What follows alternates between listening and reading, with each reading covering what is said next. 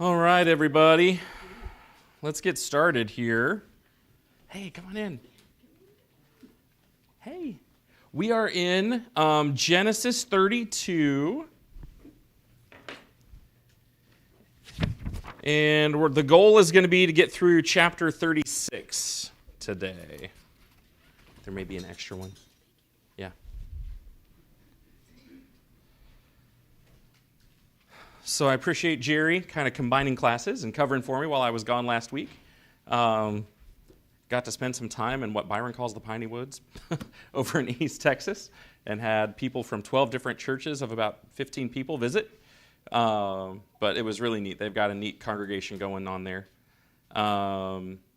Just to update you on Felicity, she's going to be okay, but she's just going to need oxygen support for a couple of days and antibiotics and all that jazz. So she's stable and she's starting to improve, and Anna got her in there when she needed to. So be praying for her, and she should be home on Tuesday.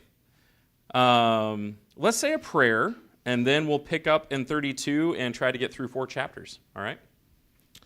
Heavenly Father, thank you so much for a weekend where we can come together as your people and to better understand who you are and what you're like and who you've created us to be.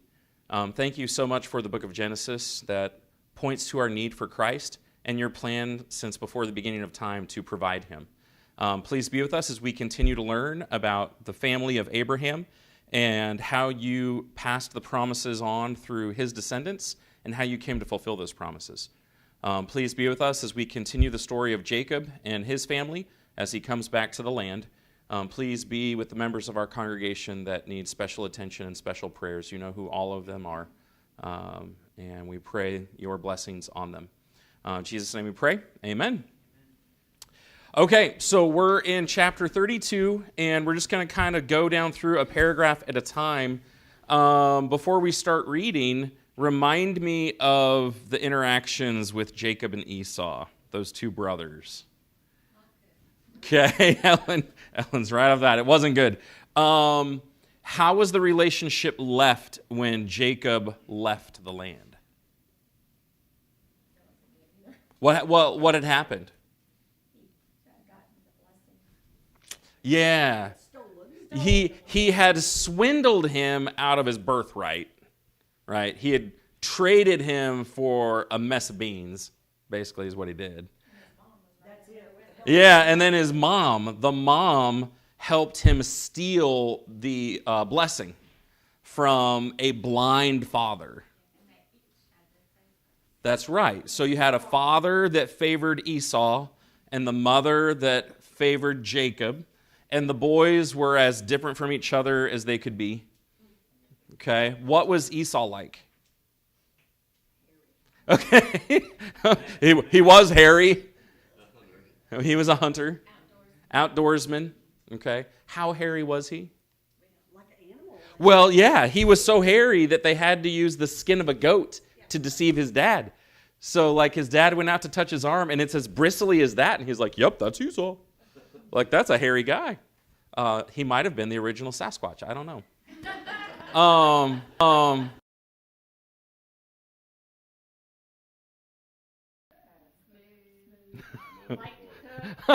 Byron says a mama's boy. I mean, he was a mama's boy. He was. And garden. Yes, that's right. Yeah. So their interests don't indicate their manliness, although we might joke about it. Byron might joke about it. But his mom did favor him. I mean, he listened to his mom. And at least 2 or 3 times when the mom says, "Now listen to me," he should have learned, stop listening to your mama. Like, every time you do, bad stuff happens. So he swindled his brother out of those 2 things. And what was Esau's attitude toward him? You will let it out. Okay. I'll fix you. Yeah, he was planning to kill him. But he was waiting until his dad died before he killed him. So he was like scheming a murder. And their mom knew about that, and she told Jacob, "You've got to get out of here." Right? So he runs, and when he leaves the land, what does he have? Nothing. I mean, he is leaving penniless, destitute. There's no property. There are no servants. There are no animals. There's no clothing. Like no mom, which is a good thing. He spends the night in Bethel, and what he's got is a rock. I mean, that's his pillow, is a rock. Okay. But Bethel is important because he's going to come back to Bethel in the chapters that we're reading today. So he goes to the land of his mother and meets up with his uncle and meets his cousin and falls in love with her and makes the arrangement to work for 7 years to be able to provide for her. The cheater gets cheated, and we talked about that a couple of weeks ago, how he gets tricked. The older sister is the one that goes to him, and he's like, well, wait a minute. He doesn't realize it until the next day, so he ends up getting both daughters, both sisters, but he has to work an additional 7 years. And then the text records the 4 years where they're having all these kids, and there's this competition going on, and each of the sisters has him get their handmaids pregnant, so he basically got 4 wives under one tent. Like, it's a mess. It's a mess. And on top of that, he has a horrible relationship with his father-in-law. His father-in-law keeps trying to cheat him, changes his wages all these times, but God keeps blessing him until finally Laban's boys are like, man, this good-for-nothing guy, he's stolen all of our inheritance. It starts to get hot, and God says, go back.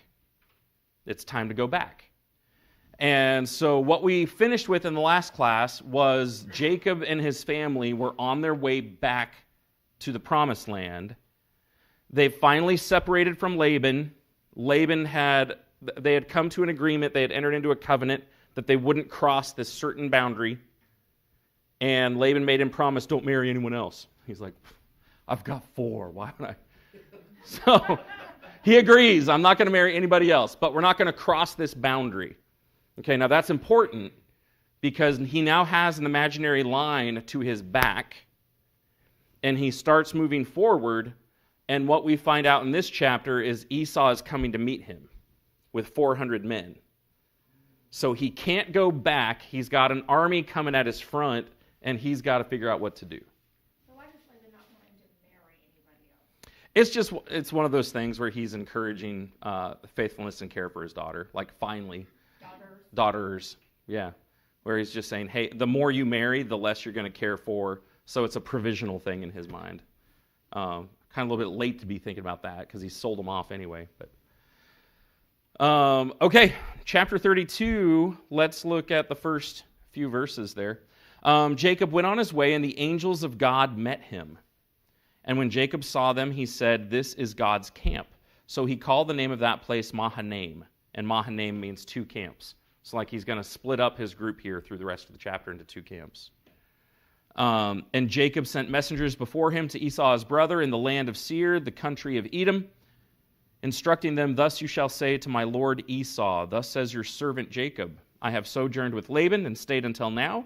I have oxen, donkeys, flocks, male servants, and female servants. I have sent to my lord in order that I may find favor in your sight. There's just something really cool. When Jacob left and spent the night in Bethel and he had that vision, what did he see? Do you remember?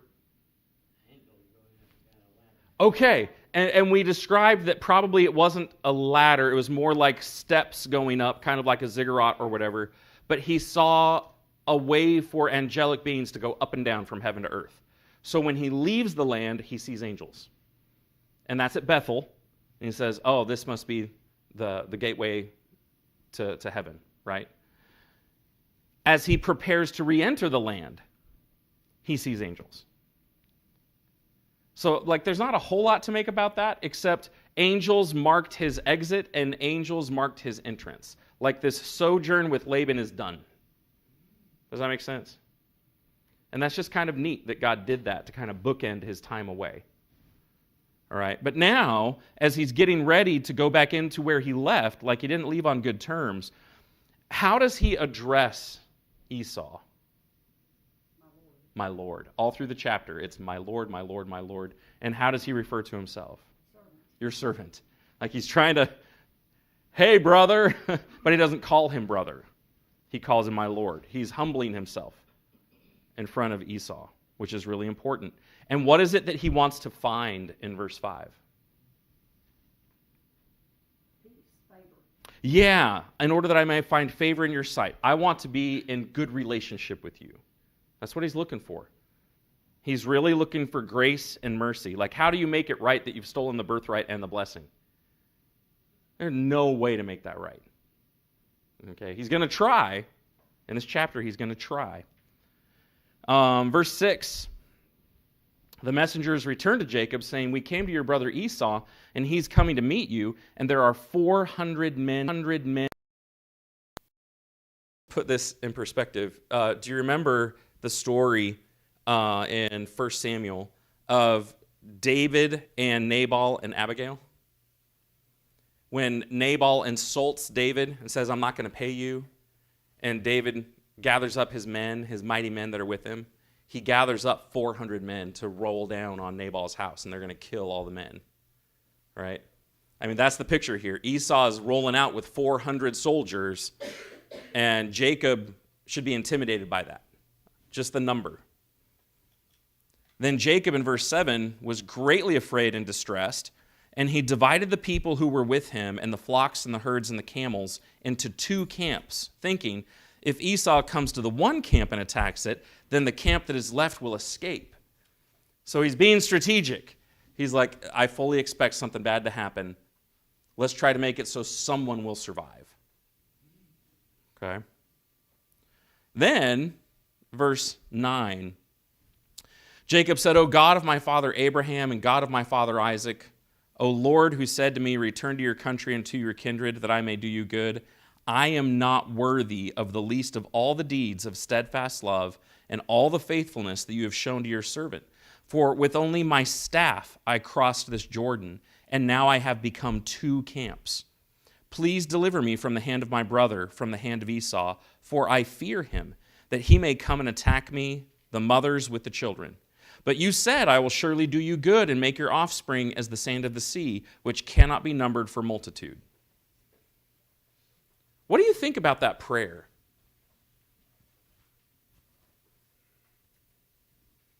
It shows humility that he hadn't had earlier in his life.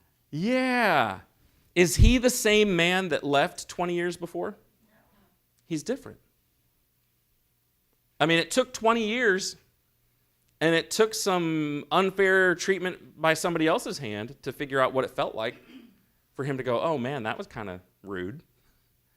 It took 20 years.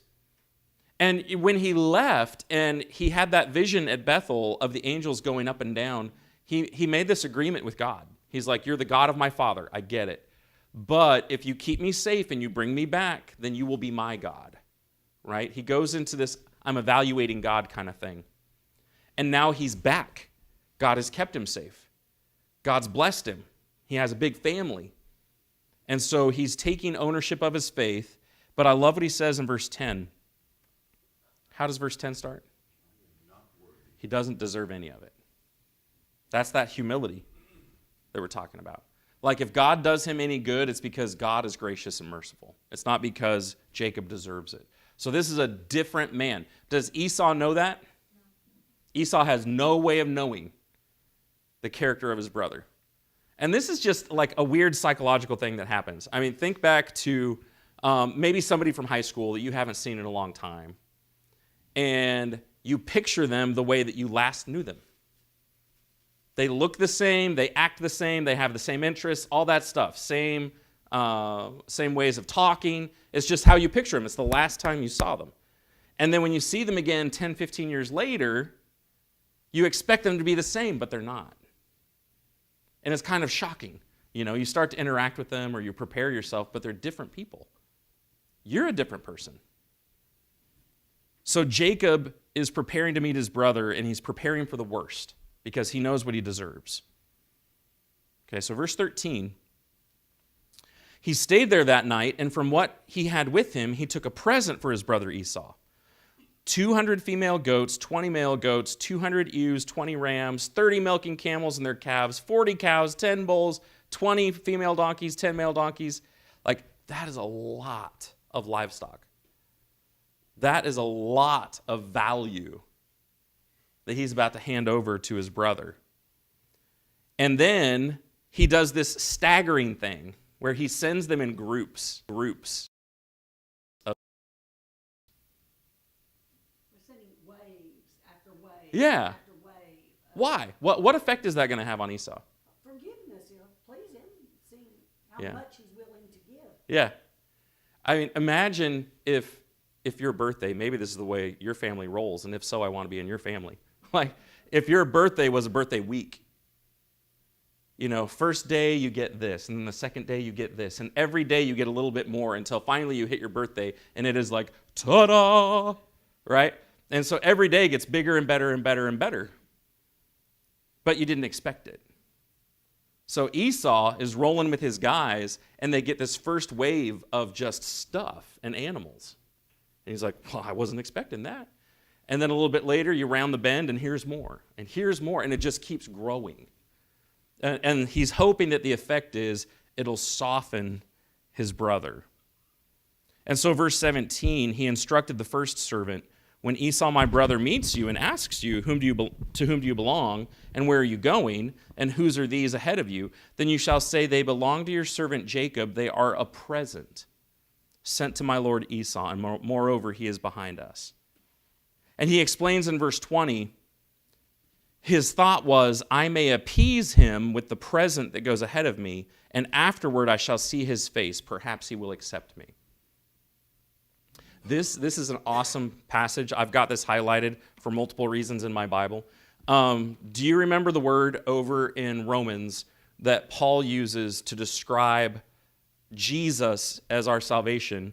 And he says that Jesus was made our propitiation.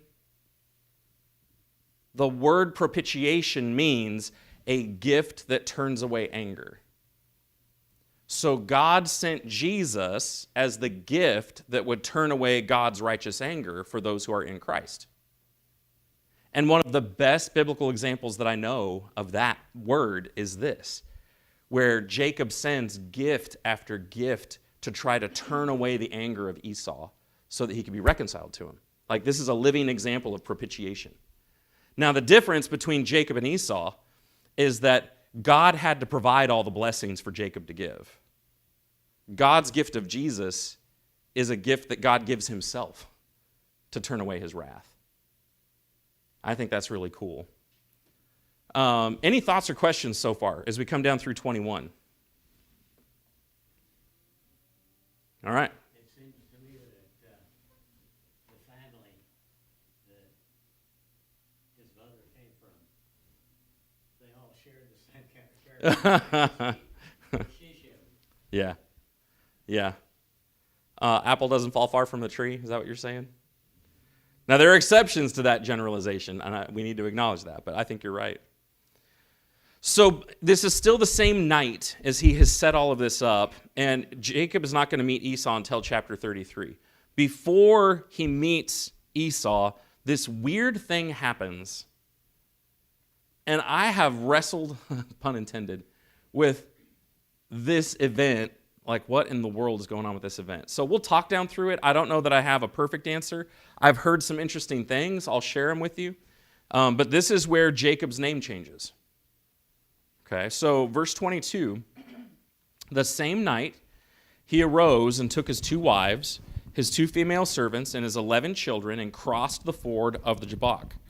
So if you look at the map of Israel, and you've got the Jordan River splitting it north to south, on the east side there was a creek called the Jabbok, and you could cross it and get over to a more shallow place at the Jordan. Okay, so he's crossing north to south across this Jabbok, a tributary into the Jordan. And then he's going to get his family across. And to accomplish all that, he would have made several crossings to get all of them across at night. Like, river crossings or even creek crossings at night are not a safe thing to do. So he's risking his life several times. And then verse 24, he was left alone. He's the last one. A man wrestled with him until daybreak, or until the breaking of the day. And when the man saw that he did not prevail against Jacob, he touched his hip socket, and Jacob's hip socket was put out of joint as he wrestled with him. And then he said, "Let me go, for the day has broken." But Jacob said, "I will not let you go unless you bless me." And he said to him, "What is your name?" And he said, "Jacob." Then he said, "Your name shall no longer be called Jacob, but Israel, for you have striven with God and with men and have prevailed." Then Jacob asked him, "Please tell me your name." But he said, "Why is it that you ask my name?" And there he blessed him. So Jacob called the name of the place Peniel, saying, "I have seen God face to face, and yet my life has been delivered." The sun rose upon him as he passed Peniel, limping because of his hip. Therefore, to this day, the people of Israel do not eat the sinew of the thigh that is on the hip socket, because he touched the socket of Jacob's hip on the sinew of the thigh. What in the world? I have read an idea, which is interesting to me, but I want to hear what you all... What just happened?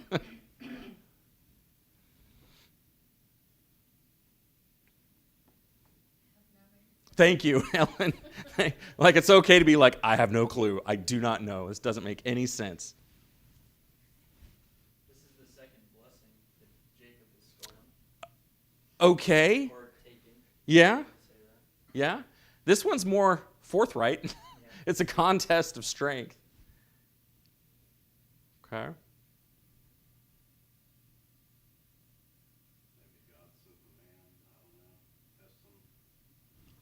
Okay. That might be on a good track.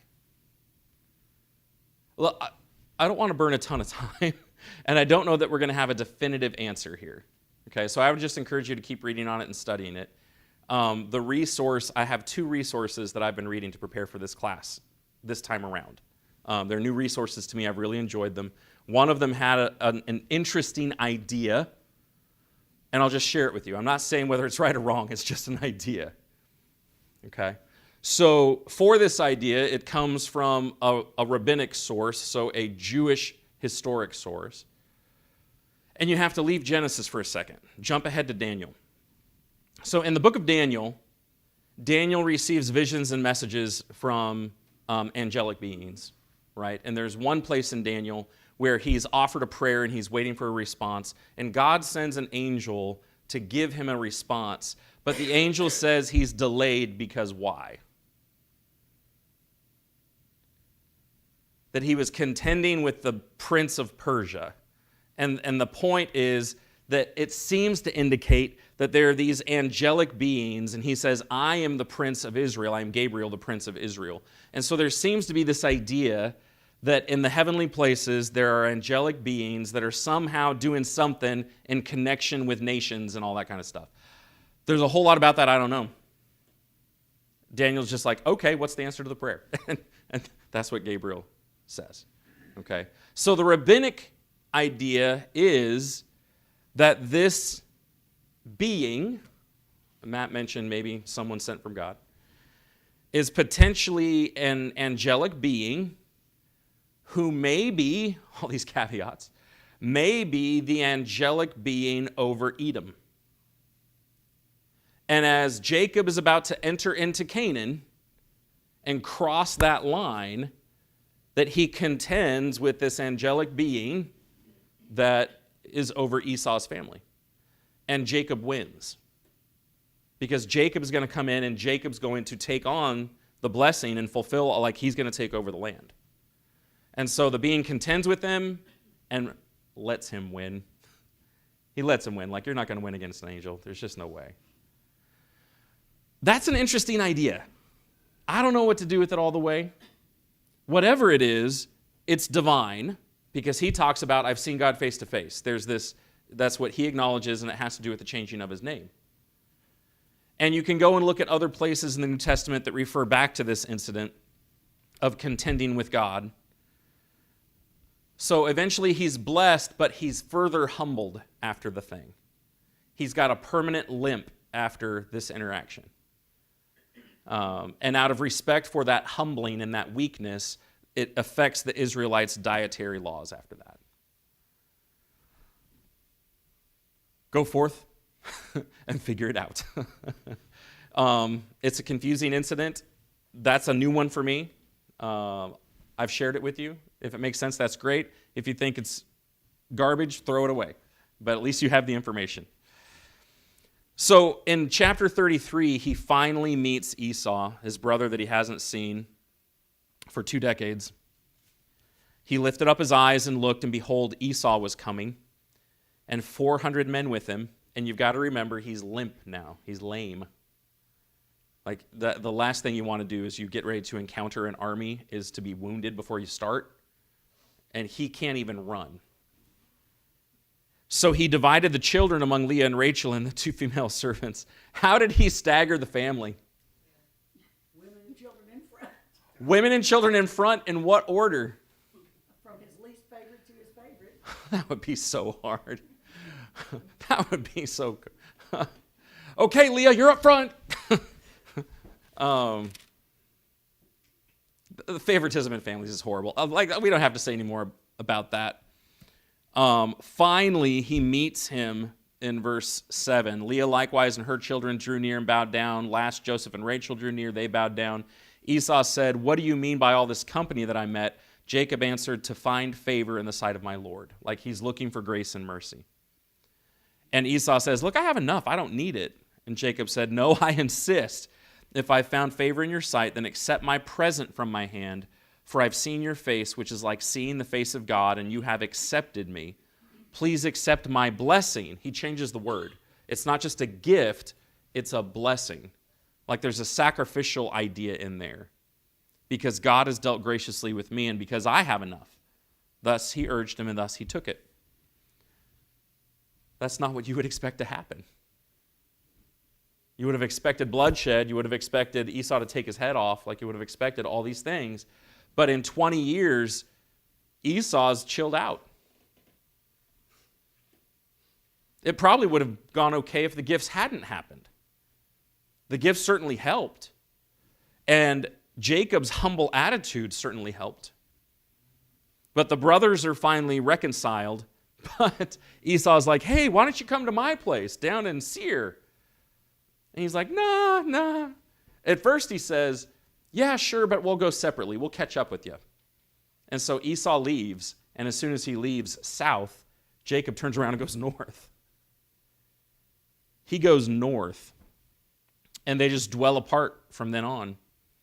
Eventually, he winds up in Shechem in verses 18 through 20. He camps in front of the city, and he does some things that Abraham did. So 18 through 20, Jacob came safely to the city of Shechem, which is in the land of Canaan, on his way from Padan Aram, and he camped before the city. And from the sons of Hamor, Shechem's father, he bought for 100 pieces of money the piece of land on which he had pitched his tent. And he erected an altar and called it El Elohi Israel. So he pitches a tent in a certain land of Canaan. He buys land in Canaan. He builds an altar in Canaan. And all of those are things that Abraham did. So he's kind of pitching his stake down like Abraham did in the land of promise. I'm flying. We may not get through 36, but questions or comments? Thoughts down through there? Yeah. Go ahead. Go ahead and then Mitch. I was just going to say it's interesting his choice of the term blessing Yeah. in 11 with their history. Yeah. I think that's intentional. That he can't give him the whole thing, but he's giving him something. Yeah, that's a good observation. I just thought before with all the wrestling, that it was more of a test that, times are gonna get hard and you're gonna, Yeah. you're gonna have to work as hard as you can, but if you keep fighting the good fight, you'll win, but it may Yeah. not always go your way, or be as, you're gonna have to fight. I mean, that's possible, but the last 20 years have been hard. The last 20 years with Laban haven't been a piece of cake. Yeah. So that is certainly true. Like, God is a just God, and I think the text emphasizes that. Like, what he got from Laban is what he dealt to Esau. And so God is helping him understand his justice. That's true. Okay. We're just going to skim 34. I don't want to read the whole thing. We don't have the time to read the whole thing, and it should just give you the ick. Okay? And I'll say this, there are stories like this. You've got the defiling of Dinah in chapter 34. You've got Amnon and Tamar, the story of David's daughter later on. They're hard chapters to read. And one of the reasons they're in there is to point out the reality of the biblical story. Like, they don't sugarcoat stuff. Bad things happened, and they record it, right? But it also gives you an insight into the character traits of the heads of the tribes. Because Simeon and Levi here were like their dad. They were conniving and kniving. And Jacob doesn't do anything. He hears about what happens, but he doesn't act on anything. So when you go down through 34, you have one of the daughters of Leah, a young woman named Dinah, go out to see the women of the land. And that phrase in verse 1, she went out, is something that young women didn't do. Like, she left the encampment unaccompanied by anyone. And that's not normal in that culture for a young woman to do. So she goes out and she does something that's not normal. And then you have Shechem, the son of Hamor, the prince of the land, take advantage of her. Like, I'm trying to be discreet. But there are 3 words used in verse 2. He seized her, he laid with her, he humiliated her. I mean, he raped her. That's what he did. And then his attitude toward her, it's just messed up. In verse 3, his soul was drawn to her. He loved her. He spoke tenderly to her. Like, this guy is just immoral. He's just immoral. And what's implied in the text is he has her there. She does not go home. She's still in his house. And so he goes to his dad and he's like, hey, I want to marry this one. So can you go talk to the father of this young lady, or get me this girl for my wife. Very possessive and objectifying. And then verse 5, Jacob heard what had happened, and the word is used defiled. Jacob heard that he had defiled his daughter, and his sons were with the livestock in the field. So he held his peace until they came. Like, he didn't cause a stir. He waited until the boys came in. And then at that time, Hamor comes out to speak with Jacob. And the sons, when they hear about it, are indignant and very angry. Like, that's appropriate in verse 7. Because he had done an outrageous thing in Israel. And that thing must not be done. Like, they have a great sense of justice. And so Hamor starts to pitch the marriage, but he does not mention what has happened to the girl. He doesn't mention what his son has done. He's just like, hey, the soul of my son longs for your daughter. Like, that didn't happen until after he took advantage of her. He doesn't say that. He just says, the soul of my son longs for your daughter. Please give her to him to be his wife, and then make marriages with us. Like, we can just be one big happy family. We'll give you our daughters. You'll give us your daughters. We'll share the land together. We'll dwell in the land. We'll trade in it. We'll get property in it. So he makes it this really big offer. And then he asks in verse 11, let me find favor in your eyes. Whatever you say to me, I'll give. Like, whatever you want for a bride price, I'll pay a big you want. What was it that the sons of Jacob wanted? Too much. So Blake and I, as we drove for 20 hours this week, we actually talked about this in the car. What did the boys ask? Everyone needs to be circumcised. Man, that sounds great. That sounds really good. You know, the only thing that we ask, we've got this cultural thing, like, all of you need to get snipped. All of your men need to be circumcised. You have to be like us. And Blake and I were like, what on earth? Like, this guy goes back to town, and how do you sell that? He's got to go and convince all the men of the town to get circumcised so his son can marry this girl. And they do it. Like, I don't know if he drugged their drink to get them to agree to that, but he got a whole town's full of people to agree to that. And then while they're incapacitated, Simeon and Levi come in and just start killing all the guys. And then the other brothers come through and start stealing all their stuff. And then finally Jacob says something, and they rescue their sister. They get their sister. And then Jacob's like, what have you done? Okay, down in verse 30. Jacob said to Simeon and Levi, you have brought trouble on me by making me stink to the inhabitants of the land, the Canaanites and the Perizzites.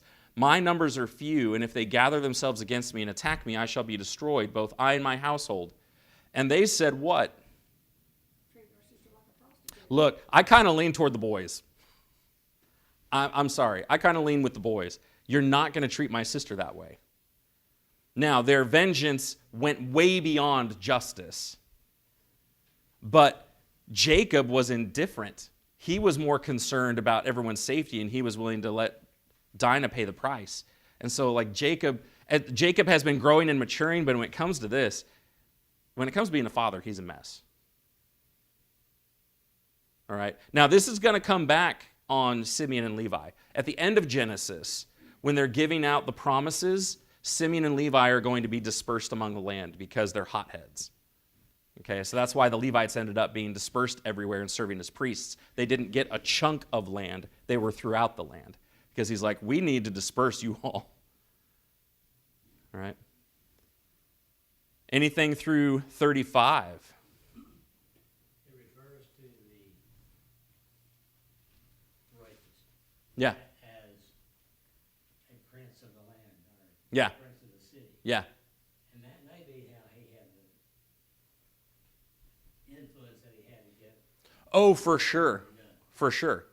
Because kings in ancient cities were very different from what we think of a king today. Yeah, they had a lot of influence and clout. That's right. Authority. They had a lot of authority. Yeah, I still told Blake, if my king had come in and said that, I'd be an expat. Like, I'd move somewhere else. Okay. So in 35, Jacob is concerned with what has just happened and how the other inhabitants of the land might get aggressive against him. Like, his boys have just basically wiped out a town. And his boys have just stolen all this stuff. And so verse 35, God kind of takes initiative and says to Jacob, arise, go up to Bethel. So he tells him to go back to where he had that initial dream before he left the land. He says, go up to Bethel and dwell there. I want you to live there. Make an altar there to the God who appeared to you when you fled from your brother Esau. So Jacob said to his household and to all who were with him, put away the foreign gods that are among you and purify yourselves and change your garments. Then let us arise and go up to Bethel so that I may make there an altar to the God who answered me on the day of my distress and has been with me wherever I have gone. So they gave to Jacob all the foreign gods that they had and the rings that were in their ears, and Jacob hid them under the terebinth tree that was near Shechem. Where'd they get the idols? All good they plundered, probably. Okay, well, They had brought some with them. they had brought some with them. Rachel had hidden some. She had stolen her father's household idols. So she's at least got those. And then the kids just stole a bunch from Shechem. So they've got these idols floating around and the stuff associated with that. And Jacob is the one who took the initiative. God didn't tell him to do this. Jacob came up with it and he said, we're not going up to Bethel with all this garbage. We're going to purify ourselves first. And they all agreed. And they submitted to their dad. So all of that was hidden. What's interesting, and I don't know that I have an answer for this. I don't know if you all have thought about this. In other places in the Old Testament, when the Israelites needed to purge idolatry, what did they typically do with that stuff? Okay, if it was an altar, they'd tear it down. If it was something burnable, they would burn it. And sometimes they would take what was left and they'd like chuck it in a creek or something so it would like float away. And I think one of the reasons for that is you can't reconstitute that stuff. I mean, you tear it apart, you burn it, you spread it, you can't reuse it anymore. Someone could be like, hey, I really miss that thing. I'm going to go back to the terebinth trees and dig that up, like lost treasure. I don't know why he buried it and didn't do more to it. I don't know. It's kind of unique here. Verse 5, what happens in verse 5 as they travel?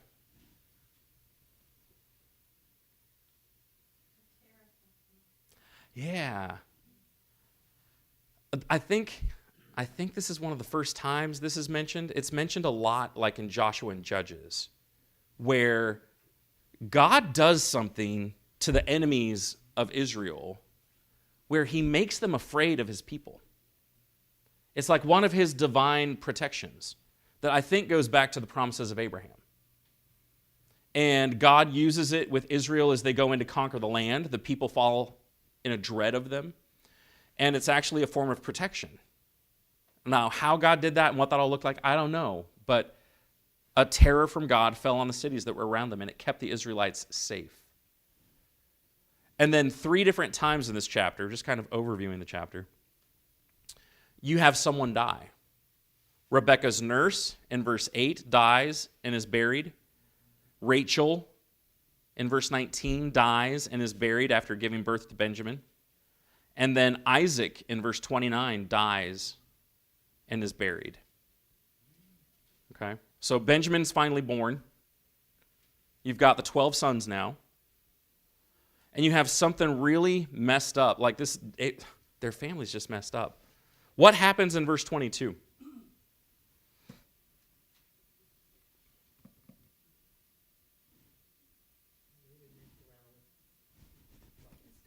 Yeah. So Rachel has died. The favorite wife has died. And he goes in and messes around with the maiden or the maidservant of his mother's competitor. And the point is, this was not a lustful act. I think this was a political act. He's trying to defile somebody and lower somebody in the hierarchy of the household now that the favorite is out of the way. He's trying to establish his mother as the favorite.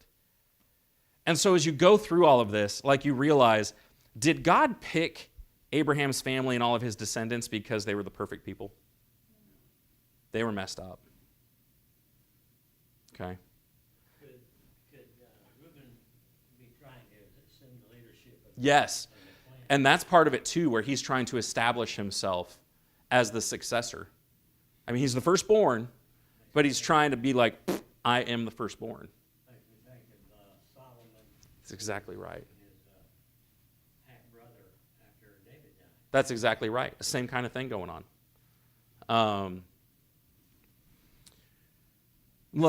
Chapter 36 is really just winding up Esau's story. It's keeping track of his descendants and his genealogies. So we mentioned at the beginning of Genesis that as you go through, you follow the genealogies and you have these branches that the story just kind of snips and then refocuses on Israel, right? So chapter 36, he's telling you about Esau's family, and then he's done with that thread, and now he's going to focus on Jacob's family through the end.